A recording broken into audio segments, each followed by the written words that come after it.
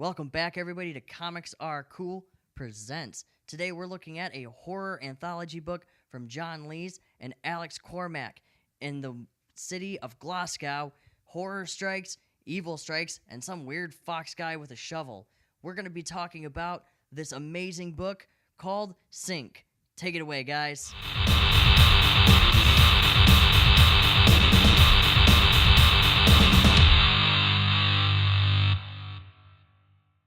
Welcome, everybody, back to Comics Are Cool. I promised myself I would not say welcome back, but anyway, just move on. That joke's dead. Today, I have something really, really exciting. It's not a something, it's people. They are here in the studio, over the phone. One's from Scotland. The other one, I don't know where he's from at all. But there are two people who I absolutely adore. I love reading their material. They've written Oxymoron, Sink, a few other things that are not coming to my head right now. But we're actually here to talk about Sink, which is probably one of my favorite independent books right now. They are John Lees and Alex Cormack from Comixtribes. How are you guys doing today? Hey, what's up? Oh, thanks. That was a great introduction. Oh, thank you. Thank you. And I'm from Massachusetts, by the way. He is from Massachusetts. He's from parts unknown. Yeah. You're just the one. It's none of your business where I'm from. As long as I show up. Forget it. He's from where. I'll tell you where I'm from when I say where I'm from. Okay. So you're from Massachusetts, where nothing happens. So, yeah. Oh, and Kit's here too, guys. I'll be chiming in occasionally. Yeah, so if you get... Talking with other artists. Yeah, so, guys, first off, I want to know, just as a simple question, how did you guys get started with Comixtribes? I think it's probably different stories for each of us. I mean, my experience with Comixtribes is I was right in from the ground floor. The very first comic that I did, The Standard, which was a superhero comic. It was by a superhero from the 1960s who retires, becomes a chemistry teacher, and he has to come out of retirement in the present day to investigate the death of his former sidekick. I'd been working with an editor on that book called Stephen Forbes, and he'd kind of like been guiding me through the whole process of making comics because it was all so new to me. And it got to the point where all 6 issues were written, and I was at the stage where the editor said to me, right, either we can start shopping this around to publishers, or if you're interested, I've got a friend called Tyler James who I'm launching a new comics imprint with called Comixtribes, and we're looking for a kind of launch lineup of books. Would you be interested in being on a launch lineup? So I said yes, please, absolutely. And they very kindly invited me out to New York Comic Con in 2011, and the rest was history from there. I've kind of kept a strong association with them ever since. Yeah, and I met Tyler at I think we first met at like a small show in Cambridge, Massachusetts, and this is like it was like right at the very, very beginning of Comixtribes, and this is when I was first starting out myself. And long story short, he had started the Red 10, and he came to Larry's Comics, which is in Lowell, Massachusetts, where I would go to a drink and draw there a lot. And he was just looking. Tyler showed up, kind of pitching or showing off the Red 10, and this was like issue 1. And again, long story short, I did a sketch of the Oxymoron there, and this is like the first time I ever heard of him. And it ended up being a variant cover for the second Red 10, and it kind of ballooned from there. But funny thing is, and actually, John, I don't even know if I ever told you this, but I remember. Funny enough, I remember there. I remember Tyler talking to Larry and him saying, "Yeah, I just got in contact with this guy from Scotland. He's really good. I'm really psyched to be working with this guy." And we're going to see what this happens. And I was like, "Oh wow, he's international, neat." And then they were like, and then we got this guy from Massachusetts, and everybody was like, whatever. Yeah. Well, yeah. Well, actually, what happened is he was trying to talk to Grant Morrison, but then it didn't work out, so he had to get some other. He actually thought you were Grant Morrison, and then he said, what's the name of that? I thought it was a pseudonym. Oh, Jesus, all right. Oh, we're working with Grant Morrison. All right, fine, whatever. So we already got started. He's working with Grant Morrison in spirit.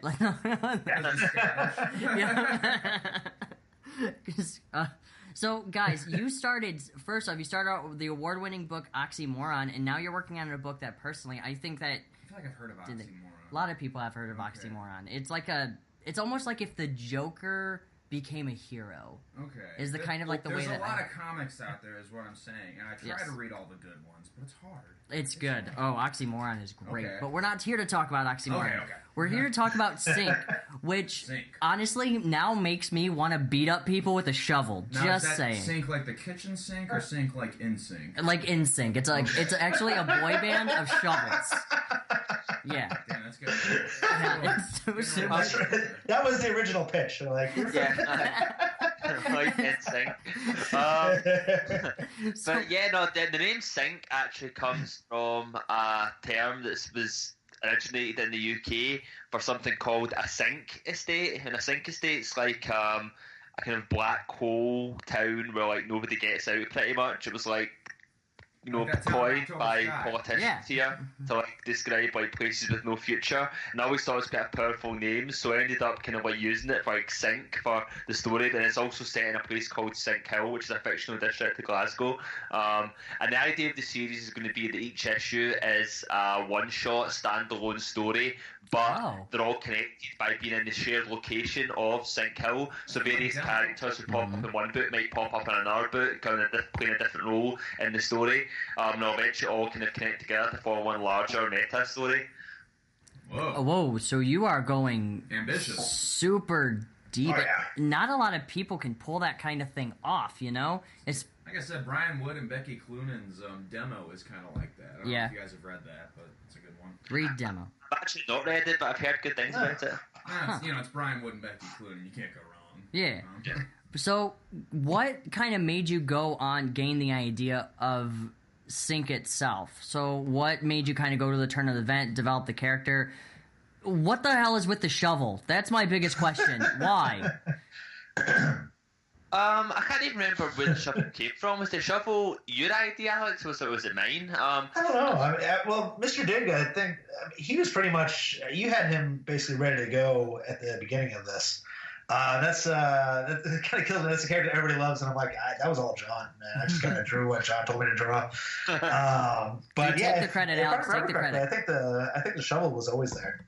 Yeah, I suppose if his name was Mr. Dig, it must have been there. But, yeah, like for me, I think it was like coming up with this idea of like, because obviously the story, the original idea of the story was like some of my favourite comics are things like Scalped or Southern Bastards or Criminal or Stray Bullets, and I love those kind of like hard-boiled crime comics, and I wanted to try and like do something like that set in my native Glasgow, but also add a touch of the weird and unusual to it. And like one of the key elements of adding like that weird element was having like characters who are not just kind of like guys in suits or tracksuits or, you know, regular criminals, like characters that are a bit larger than life. And the thing I talked to Alex about with this was like having like cosplayable characters almost, like, you know, characters like who are visually arresting. So I wanted to have some kind of masked figure in here. And like if you ever are unfortunate enough to visit Glasgow, you'll find out that one of the native animals of Glasgow is the foxes that can just run around in the city at night. So I love this idea of having like a character in a fox mask. And then in terms of weapon to have, I just thought a shovel was a really kind of like, you know, arresting image, and shovels can cause a lot of damage. I think I was trying to think of a good like weapon, and I was like gardening one day, and I thought like, you know, a shovel would be a really good weapon to use. And then it all came together from there. It's like, wait a minute. I got an idea. As you're, you know, fiddling with your sun hat, I'm on there.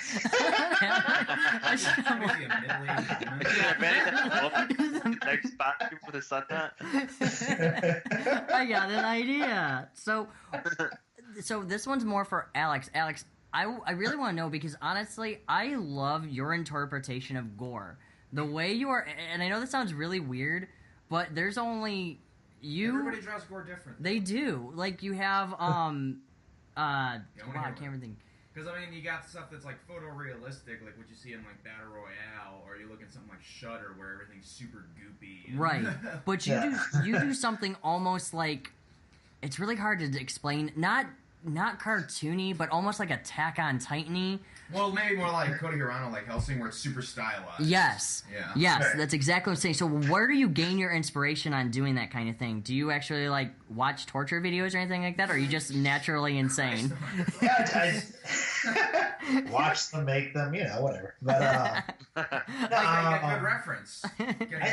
Honestly, I think if I was gonna knock it down to one thing, it's probably it's a few things. Like I'm a big Ryan Otley fan, and if anybody's ever read Invincible, He does good style. Yeah. that's obvious right there.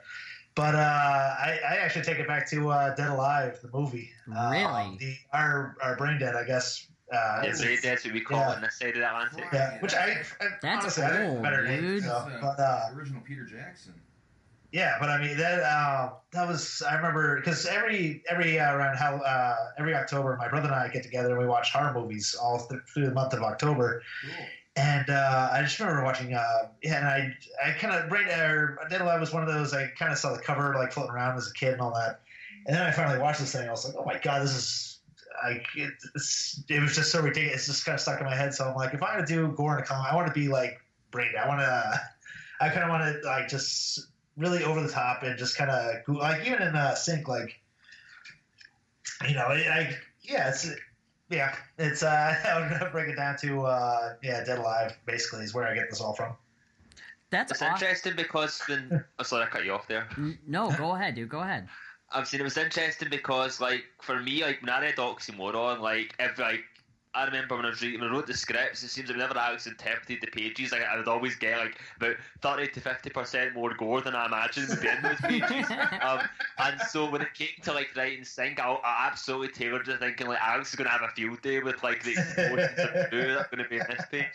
He's like, oh yes, I finally get to think of I finally get to draw it. I finally get to draw a guy with a shovel in his head. That was really specific, like, because I had a big fight scene, and you can probably do that fight scene without, like, well, some of the shots you can't need blood, but not every shot. I mean, they could have. There's a shot where one of the dickheads gets headbutted.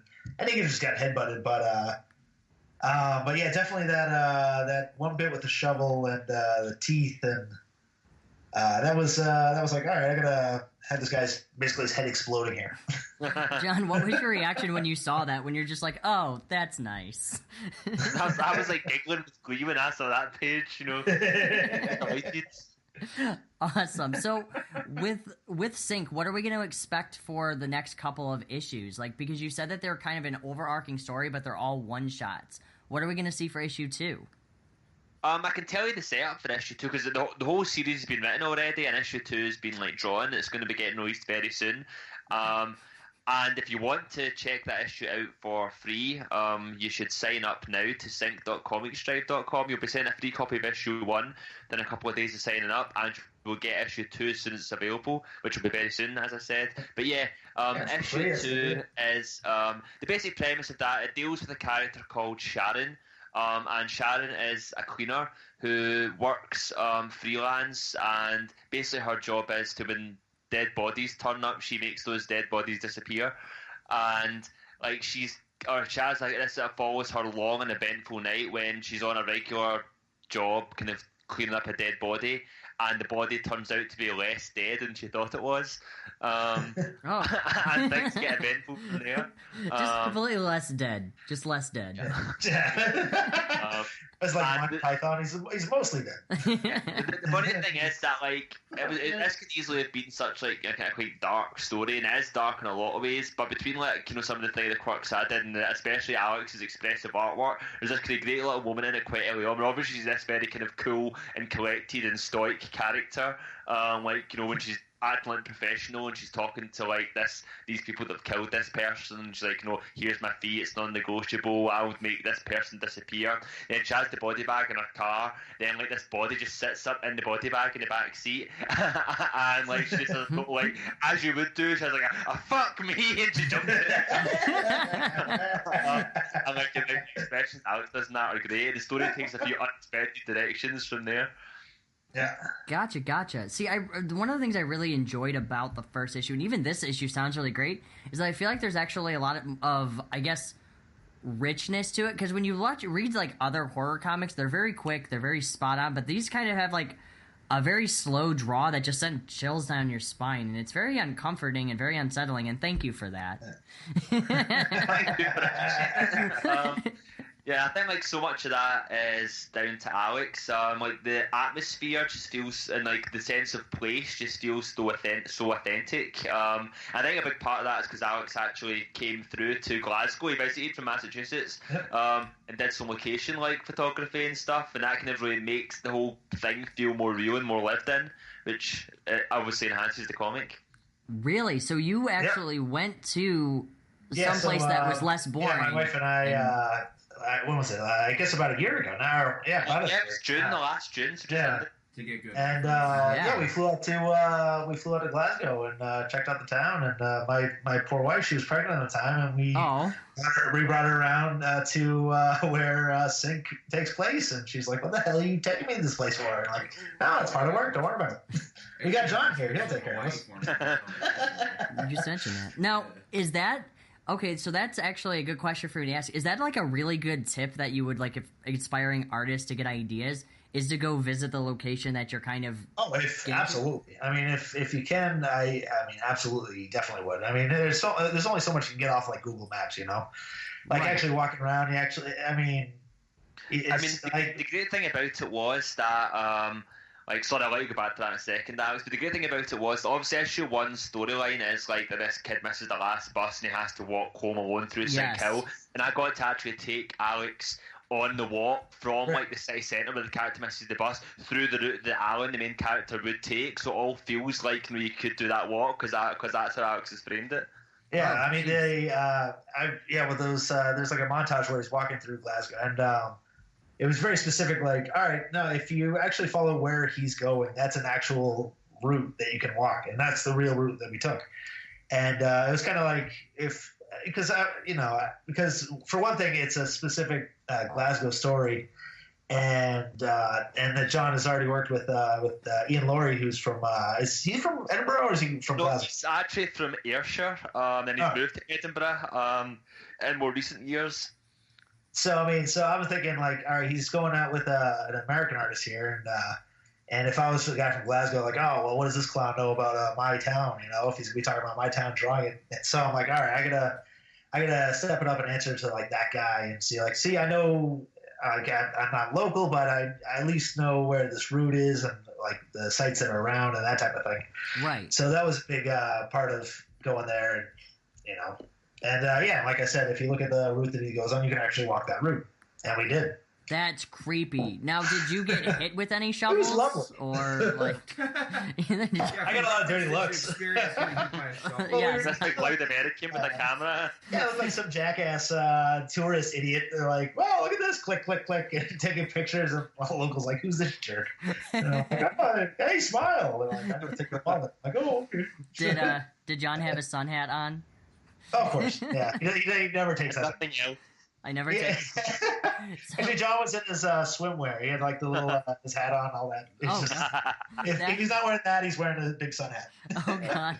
Well, now I have an image of just John, and now my eyes are burning. So thank you for that. All right, guys. So right now we're about to run out of time. But is there anything else you guys want to say to your fans? Like what's in store? What's next? How we can all support you? Yeah.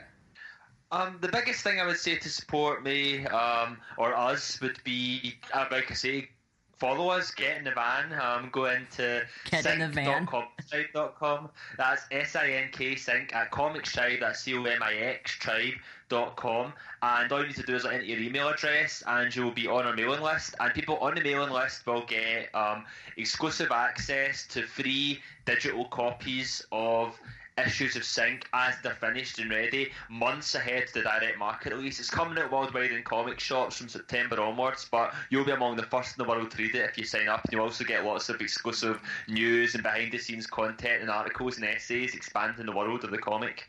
Hell of a deal. Oh, dude, that's sweet. Yeah. Tyler just sends this stuff to me against my will, so I'll probably end up getting it. He's like, Chad, what are you doing? Nothing. Here, take this. Oh, okay. And you can also follow me on John Lee at JohnLees927 on Twitter. Yes, follow him, and I'm following him too, and I'm going to start harassing him a lot more often on it.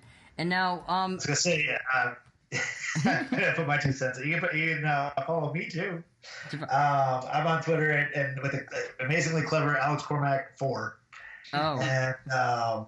And then on Facebook I got an Illustrator page. It's just Alex Cormack Illustrator, and then like Instagram and Tumblr and 15 other things like that. But yeah.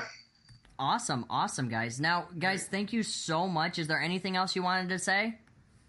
I'll just get ready for number 2. It's the first issue was great, but number 2 is man, it's a hell of a story, and it just gets better and better from there. So yeah, I genuinely think issue 1 is like the weakest issue. I love that issue 1 is the weakest. Issue 2 is better, then 3 is better than that, and 4 is like the best thing ever written. So hold on to that.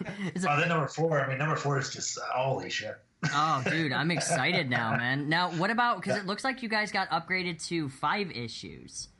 Is that, no? Yes. Yeah, so that's pretty cool. Now, does issue 5, like, just sucks, or it's just issue 4 just the best, and then issue 5 is like, this is terrible? No, issue 5 is also great. What I love about issue 5 is that it kind of brings everything full circle, and it's the issue that kind of links the other 4 together into part of one big kind of overarching story. And I'm quite proud in the last few pages when it kind of like has a kind of overarching message that kind of brings the whole series together. Gotcha. And then issue 6 is we're not going to be able to see, but in my mind there will be 6. Not yet. We'll have somebody bring issue 6 to you sometime, but for it'll just be Alex getting hit in the head with a shovel, like for like 8-9 pages. That's all. Well, that's what number 3 actually is. Yes. All right, John. 24 pages of whack. All right, John, Alex, thank you so much for joining me. Guys, please check out Comixtribes material. Oxymoron is great. The Red 10, I've read a couple of issues for it, and so far it's been pretty great. I don't know if it's ended, but I got a lot of material to read. And check out Sync. I kid you not, it is going to be a wild ride. The first issue was a 10/10 for me, and it was phenomenal. I know. I got some stuff to look forward to. You do. Right. See, you do. Oh yeah. And read John's other book, And Then Emily Was Gone. For anybody who's a horror fan, that's such a good book. I will check that one. I will check it out. I keep seeing it pop up like on my feed. Oh, dude, it's one of those. I remember reading it, and just as a horror fan, getting close to the end, I was like, he's going this. Oh, hell yeah, this would be great. He did it. It was one of those. I was just like, by the end, I was like, this was so good. This is like, yes, all right, I love it. So so if anybody hasn't read that yet, go pick up And Then Emily Was Gone. It's freaking brilliant. You guys get me something to look forward to. But guys, again, thank you for coming back on. Guys, please check out Comics Are Cool. Check out John Lee's and Alex's stuff. Cormack. Why do I always want to say McCormick? It's the spice, man. It's the salt or that rosemary type of stuff. All right, guys. You have a wonderful night, okay? Thanks for having us. Thank you so much. And Later. 3, 2, 1. 3, 2.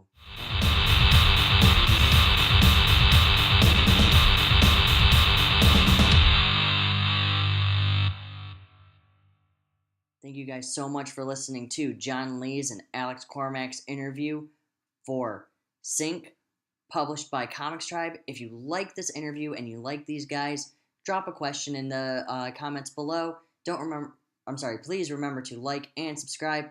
And again, if you have any questions, I'll see if I can reach out to them and get those questions answered for you, and then we'll get them back onto the show. So guys, this has been another Comics Are Cool Presents, and good night, everybody.